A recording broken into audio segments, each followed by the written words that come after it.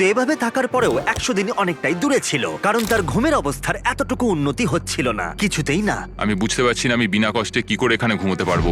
এটা উঁচু নিচু। জীবনে এই প্রথমবার আমার শরীর আমাকে নিয়ে সুখী নয়। আমি ওয়ার্কআউটও করতে পারছি না, পেটটাও খুব একটা ভালো নেই। বুঝতে পারছি না রাতে ঘুমোতে পারবো কিনা। গত রাতে আমি সোফাতে শুয়েছিলাম, একটুও ঘুম আসেনি। এই মাঝেরটাতে আমি বুঝতে পারছি না কি করব। জিমি কালকে কি অফার করবে আমি জানি না, কিন্তু আমার একটা বিছানা দরকার। আরমান্দোর জন্য একটা পারফেক্ট অফার ছিল, কিন্তু যেহেতু আমি একটা ভিডিও বানাচ্ছিলাম যেখানে আমি অনেক খাবার গিভ অ্যাওয়ে করছিলাম, তাই ওকে আমার কাছে আসতে হয়েছিল। চলো যাওয়া যাক।